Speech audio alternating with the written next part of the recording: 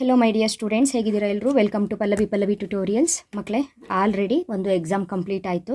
Next business studies ಇದೆ. So ನನ್ನ ಸಬ್ಜೆಕ್ಟೇ ಇದು. ಈ ಒಂದು ಸಬ್ಜೆಕ್ಟಲ್ಲಿ ಎಲ್ರಿಗೂ ಗೊತ್ತಿರೋ ಹಾಗೆ ಬೋರ್ಡಿಂದ 3 ಪೇಪರ್ ರಿಲೀಸ್ ಮಾಡಿದ್ದಾರೆ ಅಲ್ವಾ? ಬೋರ್ಡಿಂದ ರಿಲೀಸ್ ಮಾಡಿರುವಂತಹ 3 ಪೇಪರು ಇಂಪಾರ್ಟೆಂಟು. ಸೇಮ್ ಟೈಮ್ ನಾನು ಮಕ್ಕಳಿಗೆ ಇಂಪಾರ್ಟೆಂಟ್ ಕ್ವಶನ್ಸನ್ನ ಕೊಡುವಾಗ ಬಹುಮುಖ್ಯವಾಗಿ ಒಂದು 2 ರಿಂದ 3 ವರ್ಷದ ಪೇಪರ್ನ ಫಾಲೋ ಮಾಡ್ತೀನಿ ಕೂಡ ನಾನು. ಆ ರೀತಿ ಕೊಡೋದ್ರಿಂದ ನಿಮಗೂ ಒಂದು ಎಕ್ಸಾಮ್ ಯಾವ ರೀತಿ ಬರುತ್ತೆ ಅನ್ನುವಂತಹ ಒಂದು ಐಡಿಯಾ ಸಿಗುತ್ತೆ. ಸೊ ನನ್ನ ಹತ್ರ 3 ಮಾಡೆಲ್ ಕ್ವಶನ್ ಪೇಪರ್ ಬಿಟ್ಟು ಬಿಸ್ನೆಸ್ ಸ್ಟಡೀಸಿಗೆ ಸಂಬಂಧಪಟ್ಟಾಗೆ 2024 ಆ್ಯನುವಲ್ ಎಕ್ಸಾಮ್ ಏನಾಗಿತ್ತು, ಅದರಲ್ಲಿ ಏನೇನು ಕ್ವಶನ್ಸ್ ಕೇಳಿದ್ರು ಅನ್ನೋದನ್ನು ಅನಲೈಸ್ ಮಾಡಿ ನಾನು ನಿಮಗೆ ಇಂಪಾರ್ಟೆಂಟ್ ಕೊಡ್ತೀನಿ. 2024 ಪೇಪರ್ ನನ್ನ ಹತ್ರ ಇದೆ. ಹಾಗೆ 2023 ಎಕ್ಸಾಮ್ ಆಗಿತ್ತಲ್ಲ ನಿಮ್ಮ ಸೂಪರ್ ಸೀನಿಯರ್ಸಿಗೆ, ಆ ಒಂದು 2023 ಪೇಪರ್ ಕೂಡ ನನ್ನ ಹತ್ರ ಇದೆ. ಆ್ಯಸ್ ಇಟ್ ಈಸ್ ಸೇಮ್ 2022 ಕೂಡ ನನ್ನ ಹತ್ರ ಪೇಪರ್ ಇದೆ. ಬಟ್ 2022 ಪ್ಯಾಟ್ರನ್ ನಿಮಗೆ ಅಪ್ಲೈ ಆಗಲ್ಲ. ಯಾಕಂತ ಹೇಳಿದ್ರೆ 2022 ಆ್ಯನುವಲ್ ಎಕ್ಸಾಮ್ ನಿಮ್ದು ಇವಾಗ ಪ್ಯಾಟ್ರನ್ ಏನಿದೆ, ಮಲ್ಟಿಪಲ್ ಚಾಯ್ಸ್ ಕ್ವಶನ್ಸು, ಬಹು ಆಯ್ಕೆ ಪ್ರಶ್ನೆಗಳು, ಫಿಲ್ ಇನ್ ದ ಬ್ಲಾಂಕ್ಸ್, ಬಿಟ್ಟ ಸ್ಥಳ ತುಂಬಿ, ನೆಕ್ಸ್ಟ್ ಮ್ಯಾಥ್ ದ ಫಾಲೋಯಿಂಗ್, ಹೊಂದಿಸಿ ಬರೀರಿ, ಈ ರೀತಿ ಪ್ಯಾಟ್ರನ್ ಏನಿದೆ ಈ ಪ್ಯಾಟ್ರನ್ ಅಪ್ಲೈ ಆಗಲ್ಲ. ಬಟ್ 2022 ಪೇಪರಲ್ಲಿ ಈ 4 ಮಾರ್ಕ್ಸ್ 8 ಮಾರ್ಕ್ಸ್ ಕ್ವಶನ್ಸ್ ಏನಿತ್ತಲ್ಲ ಮಕ್ಕಳೇ, ಅದು ಅಂತೂ ನಿಜವಾಗ್ಲೂ ಇಂಪಾರ್ಟೆಂಟೇ ಆಗಿರುತ್ತೆ. ಹಾಗಾಗಿ ನಾವೇನು ಮಾಡೋಣ ಅಂತ ಹೇಳಿದ್ರೆ 2022 2023 ಆ್ಯನುವಲ್ ಪೇಪರ್, ನೆಕ್ಸ್ಟ್ ಹೋದ ವರ್ಷ 2024ಗೆ ಏನೇನು ಕ್ವಶನ್ಸ್ ಕೇಳಿದ್ರು ಅಂತ ನೋಡ್ಕೊಳ್ಳೋದ್ರ ಜೊತೆಗೆ ಈ 3 ಮಾಡೆಲ್ ಪೇಪರಲ್ಲಿ ಏನೇನು ಕ್ವಶನ್ಸ್ ಕೊಟ್ಟಿದ್ದಾರೆ ಅಂತ ಅನಲೈಸ್ ಮಾಡಿ ಕರೆಕ್ಟಾಗಿ ಕಲ್ತ್ಕೊಳ್ಳೋಣ. ನಾನು ಸ್ಟಾರ್ಟಿಂಗಿಂದ ವೀಡಿಯೋಸ್ಗಳನ್ನ ಕೊಡ್ತಾ ಹೋಗ್ತೀನಿ. ಸ್ವಲ್ಪ ಲೇಟ್ ಆಗಬಹುದು, ಯಾಕಂತ ಹೇಳಿದ್ರೆ ಕನ್ನಡ ಮೀಡಿಯಂ ಇಂಗ್ಲೀಷ್ ಮೀಡಿಯಂ ಇಬ್ಬರಿಗೂ ಕೂಡ ಕೊಡಬೇಕು. ಹಾಗಾಗಿ ನಿಮಗೇನಾದರೂ ಟೈಮ್ ಇದೆ, ನನ್ನ ವೀಡಿಯೋಸ್ಗಳನ್ನ ನೀವು ಫಾಲೋ ಮಾಡ್ತಿದ್ದೀರಿ, ನೀವು ಅಲ್ಲಿವರೆಗೂ ಓದ್ಕೊಳ್ತಾ ಇರ್ತೀರಿ ಅನ್ನೋದಾದರೆ ಈ 3 ಮಾಡೆಲ್ ಪೇಪರ್ ಏನಿದೆ ಅದರಲ್ಲಿರುವಂಥ ಕ್ವಶನ್ಸ್ಗಳಿಗೆ ನೀವು ರೆಡಿ ಆಗಬೇಕು. 4 ಮಾರ್ಕ್ಸ್ 8 ಮಾರ್ಕ್ಸ್ ಅಂತ ಬಂದಾಗ ಸಾಕಷ್ಟು ಆಪ್ಷನ್ಸ್ ಇರುತ್ತೆ ನಿಮಗೆ. ಹಾಗಾಗಿ ನೀವು ಪರ್ಟಿಕ್ಯುಲರ್ ಆಗಿ ಯಾವ ಚಾಪ್ಟರ್ನ ಓದ್ಕೊಳ್ಬೇಕು, ಆ ಚಾಪ್ಟರಲ್ಲಿ ಯಾವ ಕ್ವಶನ್ಸನ್ನು ನೋಡ್ಕೊಳ್ಬೇಕು. ಫಾರ್ ಎಕ್ಸಾಂಪಲ್, ನಿಮಗೆ ಇವಾಗ ಕನ್ನಡ ಕೊಟ್ಟಾಗೆ ಎಲ್ಲ ಚಾಪ್ಟರ್ಗಳನ್ನು ಓದುವಂಥ ನೀಡಿರಲ್ಲ, ಬಟ್ ಓದುವಂಥ ಚಾಪ್ಟರ್ನ ಕರೆಕ್ಟಾಗಿ ಓದ್ಕೊಳ್ಬೇಕು. ಸೊ ಈ ಒಂದು ಥಿಯರಿಯನ್ನು ನೀವು ಫಾಲೋ ಮಾಡಬೇಕಾಗತ್ತೆ. ಹಾಗಾಗಿ 8 ಮಾರ್ಕ್ಸಿಗೆ 4 ಮಾರ್ಕ್ಸಿಗೆ 2 ಮಾರ್ಕ್ಸಿಗೆ ಇಂಪಾರ್ಟೆಂಟ್ ಕ್ವಶನ್ ಯಾವುದು, ಅದೇ ರೀತಿ 1 ಮಾರ್ಕಿಗೆ ಕೇಳುವಂತಹ MCQ, fill in the blanks, math the following ಯಾವುದು ಅನ್ನೋದನ್ನು ಹೇಳ್ತಾ ಹೋಗ್ತೀನಿ. ಸೊ ಆದಷ್ಟು ಬೇಗ ಅಪ್ಲೋಡ್ ಮಾಡ್ತೀನಿ ಅನ್ನೋದಕ್ಕೆ ಈ ಒಂದು ಇನ್ಫಾರ್ಮೇಷನ್ ವಿಡಿಯೋ. ಸೊ ನಾವು MCQ ಇಂದ ಸ್ಟಾರ್ಟ್ ಮಾಡ್ತಾ ಹೋಗೋಣ. ಈ ವಿಡಿಯೋದಲ್ಲಿ MCQ multiple choice questions important ಯಾವುದು ಅನ್ನೋದನ್ನು ಹೇಳ್ತಾ ಇದ್ದೀನಿ. First important question: whose speciality happens to be personal skill profession? Who is known as the father of general management? Henry Fayol. ಅದೇ ರೀತಿ who is known as father of scientific management ಅಂತ ಕೇಳಿದರೆ FW Taylor ಅಂತ ಬರಿಬೇಕು. Business environment is a group of dash powers, special and general powers. Next one, first step in planning process is setting an objectives. ನಾವು planning chapter 4 ಮಾರ್ಕ್ಸಿಗೆ very important. ಅದರಲ್ಲಿ ನಾವು ಓದ್ಕೊಳ್ಳೋದೇ 4 concept, ಅದರಲ್ಲಿ ಪ್ಲ್ಯಾನಿಂಗ್ ಪ್ರೋಸೆಸ್ ಕೂಡ ಓದ್ಕೊಂಡಿರ್ತೀವಿ. First process setting an objectives ಅನ್ನೋದು ನಮಗೆ ಗೊತ್ತಿರುತ್ತೆ, ಓಕೆನಾ? Under what function of management the relationship between different position is explained ಅಂತ ಇದೆ. ಇದಕ್ಕೆ answer supervision.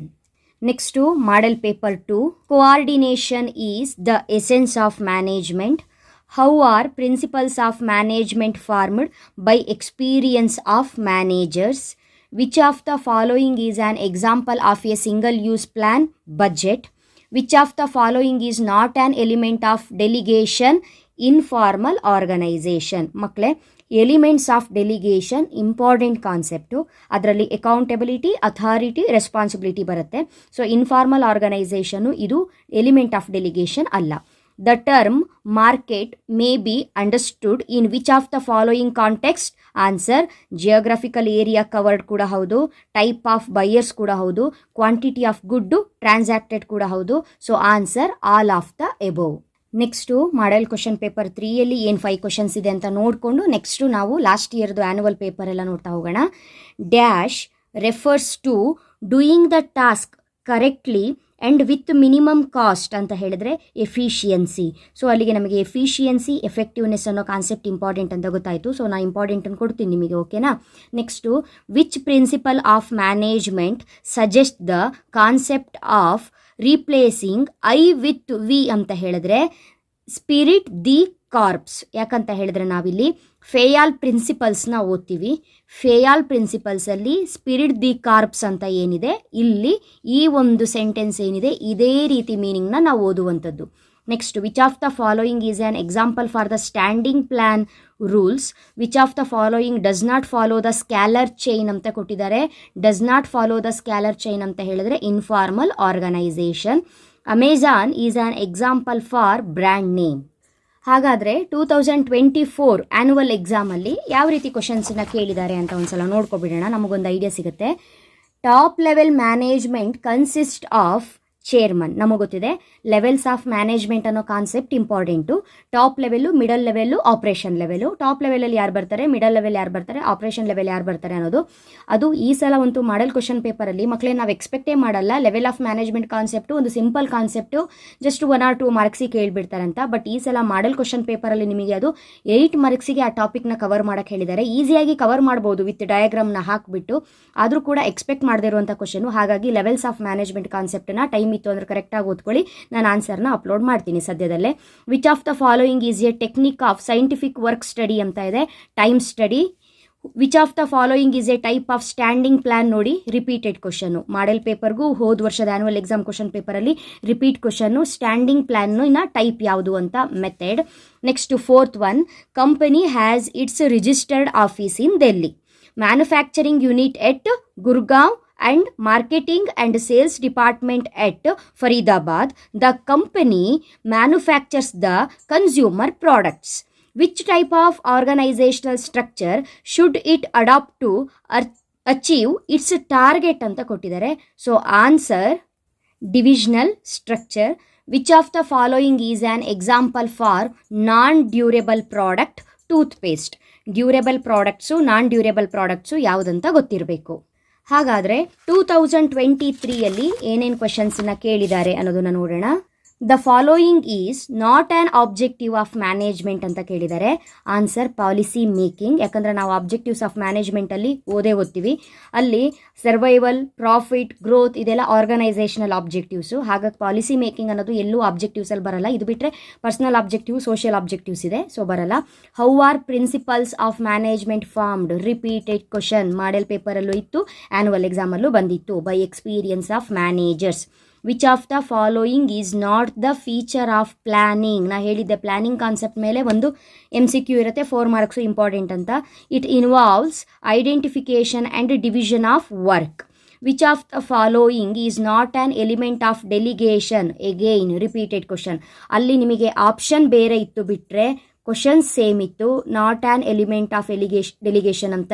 Accountability, authority, responsibility ಇದೆಲ್ಲವೂ ಕೂಡ elements of delegation. Informal organisation ಅಂತ ಅಲ್ಲಿತ್ತು, ನಾಟಿಗೆ. ಇಲ್ಲಿ ರೈಟ್ಸ್ ಅಂತಾರೆ, ಸೊ ರೈಟ್ಸು ಆನ್ಸರು, ಯಾಕಂದರೆ ನಾಟ್ ಅಂತ ಕೇಳಿದ್ದಾರೆ. Which of the following is a money market instrument ಅಂತ ಕೇಳಿದ್ದಾರೆ. Money market instruments are very important concept ಆಗಿತ್ತು. ಟ್ರೆಜರಿ ಬಿಲ್ಸು ಆನ್ಸರ್ ಆಗಿತ್ತು. ಓಕೆ, ನೆಕ್ಸ್ಟು 2022 ಪೇಪರಲ್ಲಿ ಇದರಲ್ಲಿ ಏನಾದರೂ ಪ್ಯಾಟ್ರನ್ ಇರಲಿಲ್ಲಲ್ಲ ಮೇಡಮ್, ಮತ್ತು ಇನ್ನೇನಕ್ಕೆ ಅಂತ ಅಂದ್ಕೊಳ್ಬೇಡಿ. ಇದರಲ್ಲಿರುವ ಕ್ವಶನ್ಸು ಇಂಪಾರ್ಟೆಂಟೇ ಆಗಿರುತ್ತೆ. Principles of management are not absolute. Very important topic ಇದು. ಇಲ್ಲೊಂದು MCQ ಇದೆ, ನೋಡ್ಕೊಳ್ಳಿ. Which of the following does not characterise the business environment ಅಂತ ಇದೆ. ನಾವು ಬಿಸ್ನೆಸ್ ಎನ್ವಿರಾನ್ಮೆಂಟಿನ ಕ್ಯಾರೆಕ್ಟರಿಸ್ಟಿಕ್ಸನ್ನು ಕರೆಕ್ಟಾಗಿ ನೋಡ್ಕೊಂಡಿದ್ರೆ ಇಲ್ಲಿ ಗೊತ್ತಾಗುತ್ತೆ. Employees. Next which of the following is an aspect of staffing ಅಂತ ಇದೆ. ರಿಕ್ರೂಟ್ಮೆಂಟ್. ನೆಕ್ಸ್ಟ್ ಅದು ಬಿಟ್ಟರೆ which of the following is a fixed asset ಕೇಳಿದ್ದಾರೆ. Building. Yes, fixed asset, current asset important. ಇಲ್ಲಿ ನೋಡಿ, very important topic. The settlement cycle in NSE, National Stock Exchange, is T+2. Next ಇನ್ನೊಂದು question paper ಇದೆ 2023-24 ಅಂತ ಹೇಳಿದ್ರೆ ನಿಮಗೆ ಹೇಗೀಗ 3 model paper ಬಿಟ್ಟಿದ್ದಾರೋ ಅದೇ ರೀತಿ ಲಾಸ್ಟ್ ಇಯರ್ಗೆ ರಿಲೀಸ್ ಮಾಡಿರುವಂತಹ model paper. Very important topic ನೋಡ್ಕೊಳ್ಳಿ. Top level management consist of chairman. Henry Fayol was a mining engineer. ನೋಡಿ, ಇದು ಇಂಪಾರ್ಟೆಂಟು. ಅಲ್ಲಿ ಜನರಲ್ ಮ್ಯಾನೇಜ್ಮೆಂಟಿನ ಫಾದರ್ ಯಾರು ಅಂತ ಕೇಳಿದರು, ಹೆನ್ರಿ ಫೇಯಾಲ್. ಇಲ್ಲಿ ಹೆನ್ರಿ ಫೇಯಾಲ್ ಯಾರು ಅಂತ ಕೇಳಿದ್ದಾರೆ, mining engineer. Very important. A strategy is derived from objectives. ಇದು ಪ್ಲಾನಿಂಗ್ ಮೇಲೆ ಸಂಬಂಧಪಟ್ಟಿರೋದು, important topic. Next, Ganga limited is a company dealing in metal products. The work is mainly divided into functions including production, purchases, marketing, finance and human resources. Identify the type of organizational structure followed by the organization. Functional structure. ಓಕೆನಾ.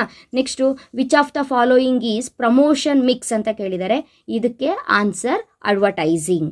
Which of the following is promotion mix advertising. So ಇದಿಷ್ಟು different question ಪೇಪರ್ಸಲ್ಲಿ, model question paper ಆಗಿರ್ಬೋದು, annual exam question paper ಆಗಿರ್ಬೋದು, ಅದರಲ್ಲಿ ಇರುವಂತಹ multiple choice questions. So ಈ ವಿಡಿಯೋದಲ್ಲಿ multiple choice questions ಇಷ್ಟೇ ಕೊಡಲಿಕ್ಕಾಗೋದು. ನೆಕ್ಸ್ಟ್ ಇದೆ, ನಿಮಗೊಂದು ಐಡಿಯಾ ಕೊಟ್ಟಿರ್ತೀನಿ ಯಾವ ರೀತಿಯಾಗಿ, ಟೈಮ್ ಇದ್ದರೆ ನೋಡ್ಕೊಳ್ತಾ ಇರಬೇಕು ನೀವು. ಹೇಗೆ ಅಂತ ಹೇಳಿದ್ರೆ, ಮಾಡೆಲ್ ಪೇಪರ್ 1ನಲ್ಲಿ ಚಾಪ್ಟರ್ 1, 2, 3, 4, 7 ಒಂದೊಂದು ಕ್ವಶನ್ನ ರೈಸ್ ಮಾಡಿದ್ದಾರೆ. ಸೇಮ್ ಟು ಸೇಮ್ ರಿಪೀಟ್ ಆಗಿರೋದು ಯಾವುದು ನೋಡಿ, ಮಾಡೆಲ್ ಪೇಪರ್ 2ಅಲ್ಲೂ ಕೂಡ 1, 2, 4, 5, 10. ಓಕೆನಾ. 1 to 4 ಏನಾಗಿದೆ ಅಲ್ಲಿ ರಿಪೀಟ್ ಆಗಿದೆ, ಕರೆಕ್ಟಾಗಿ ನೋಡ್ಕೊಳ್ಬೇಕು ಆ ಚಾಪ್ಟರಲ್ಲಿ. ನೆಕ್ಸ್ಟು ಇನ್ನೊಂದು ಪೇಪರಲ್ಲೂ ಕೂಡ 1, 2, 4, 5, 10. ಓಕೆನಾ. ಅಲ್ಲಿಗೆ ನೀವು ಚಾಪ್ಟರ್ 1 ಏನಿದೆ, nature and significance of management, ಈ ಚಾಪ್ಟರಲ್ಲಿ ಬರುವಂತಹ ಎಲ್ಲ MCQ ಕ್ವಶನ್ಸ್ಗಳನ್ನ ನೋಡ್ಕೊಳ್ಬೇಕು. Second chapter principles of management ಏನಿದೆ, ಅದರಲ್ಲಿ ಬರುವಂತಹ ಎಲ್ಲ MCQ ಕ್ವಶನ್ಸ್ಗಳನ್ನ ನೋಡ್ಕೊಳ್ಬೇಕು. ನೆಕ್ಸ್ಟು ಚಾಪ್ಟರ್ 3 ತುಂಬ ಕಡಿಮೆ ಇರುತ್ತೆ ಕ್ವಶನ್ಸು, ಆದರೂ ಕೂಡ ಇದು ನೆಗ್ಲೆಕ್ಟ್ ಮಾಡೋಕ್ಕೆ ಬರಲ್ಲ. ಚಾಪ್ಟರ್ 3 ಕೂಡ ನೋಡ್ಕೊಳ್ಳೇಬೇಕು. ನೆಕ್ಸ್ಟು ಚಾಪ್ಟರ್ 4 ಕೂಡ 3 ಕಡೆನೂ ಇದೆ. ಹಾಗಾಗಿ ಚಾಪ್ಟರ್ 4 ಯಾವುದು, ಪ್ಲಾನಿಂಗ್ ಚಾಪ್ಟರಲ್ಲಿ ಬರುವಂತಹ ಎಲ್ಲ MCQ ಕ್ವಶನ್ಸ್ಗಳನ್ನ ನೋಡ್ಕೊಳ್ಬೇಕು. ಸೊ ಈ 3 ಚಾಪ್ಟರ್ ಓದ್ಕೊಂಡ್ರೆ 5ರಲ್ಲಿ 3 ಕ್ವಶನ್ ಗ್ಯಾರಂಟಿ ಅಟೆಂಡ್ ಮಾಡ್ಬೋದು. ನೆಕ್ಸ್ಟ್ ರಿಮೈನಿಂಗ್ ಉಳಿದಿರೋದು 5 2 ಕಡೆ ಬಂದಿದೆ. 5th chapter. So 5th chapter ಯಾವುದು, ಆರ್ಗನೈಸಿಂಗ್ ಚಾಪ್ಟರಲ್ಲಿ ಇಂಪಾರ್ಟೆಂಟ್ ಟಾಪಿಕ್ಸ್ ಯಾವುದಿದೆ ಅಂತ ನೋಡ್ಕೊಳ್ಬೇಕು. ಅದು ಬಿಟ್ಟರೆ 10 ಕೂಡ 2 ಕಡೆ ರಿಪೀಟ್ ಆಗಿದೆ. 10th ಚಾಪ್ಟರ್ ಮಾರ್ಕೆಟಿಂಗ್, ಆ ಚಾಪ್ಟರಲ್ಲೂ ಕೂಡ MCQ ರೈಸ್ ಆಗುತ್ತೆ. 7 ಒಂದೇ ಕಡೆ ಇದೆ. ಹಾಗಾಗಿ 1, 2, 3, 4, 10 1, 2, 3, 4, 10 ಇದಿಷ್ಟು ಚಾಪ್ಟರ್ಗಳನ್ನ ಕರೆಕ್ಟಾಗಿ MCQ ನೋಡ್ಕೊಳ್ಬೇಕು. ಇದು ಫಸ್ಟ್ ವಿಡಿಯೋ. ಇದೇ ರೀತಿ ನಿಮ್ಮ ಬಿಸ್ನೆಸ್ ಸ್ಟಡೀಸಿಗೆ ಸಂಬಂಧಪಟ್ಟಾಗೆ ಕಂಟಿನ್ಯೂಯಸ್ ವೀಡಿಯೋಸ್ಗಳು ಬರ್ತಾ ಹೋಗುತ್ತೆ. ಪ್ರತಿಯೊಂದು ವೀಡಿಯೋಸ್ಗಳನ್ನು ಮಿಸ್ ಮಾಡದೆ ವಾಚ್ ಮಾಡಿ. ಈ ಹಿಂದೆ ಮಾಡೆಲ್ ಕ್ವಶನ್ ಪೇಪರ್ ಏನಿದೆ ಅದಕ್ಕೆ ಆನ್ಸರ್ಸ್ನ ಕೊಟ್ಟಿದ್ದೀನಿ. ಸೊ ಟೈಮ್ ಇದ್ದಾಗೆಲ್ಲ ಮಾಡೆಲ್ ಕ್ವಶನ್ ಪೇಪರ್ಲಿರುವಂತಹ 4 ಮಾರ್ಕ್ಸು 8 ಮಾರ್ಕ್ಸಿಗೆ ಆನ್ಸರ್ಸ್ನ ಕಲಿತಾ ಇರಿ, ಟೈಮ್ ವೇಸ್ಟ್ ಮಾಡಬೇಡಿ. ಓಕೆನಾ. ಮುಂದಿನ ವಿಡಿಯೋದಲ್ಲಿ ಮತ್ತೆ ಸಿಗ್ತೀನಿ. ಅಲ್ಲಿವರೆಗೂ ಚೆನ್ನಾಗಿ ಓದ್ಕೊಳ್ಳಿ. Thank you. All the best.